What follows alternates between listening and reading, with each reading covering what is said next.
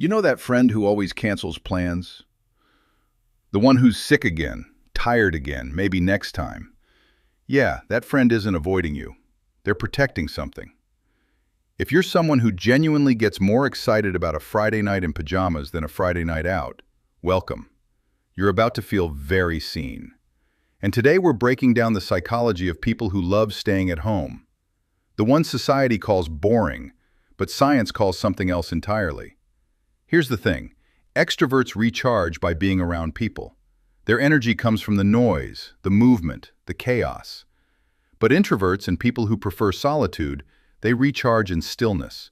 Every social interaction, even a fun one, slowly drains their battery. And home is the only charger that actually works.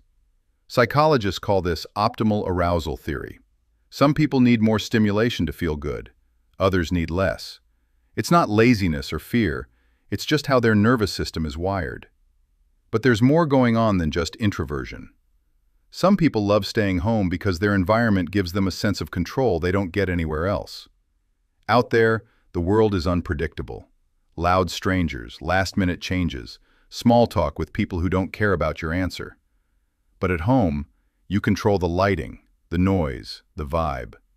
For people with anxiety or high sensitivity, that control isn't a luxury. It's survival.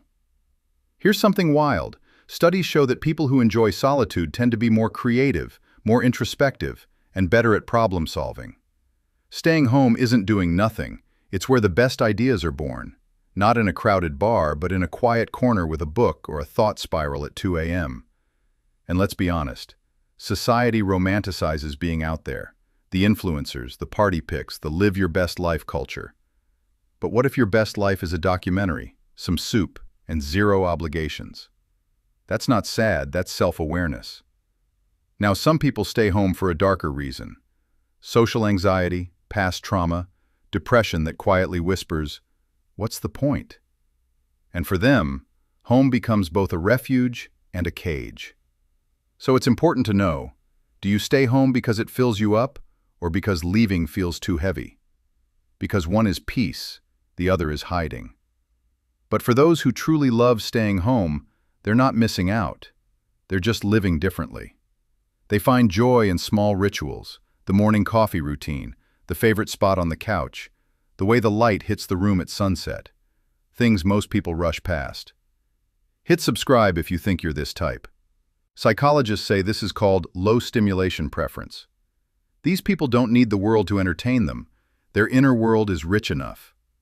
So if you're someone who turns down invitations without guilt, who feels genuinely happy on a solo Saturday, who'd rather re-watch your comfort show than make memories, you're not broken.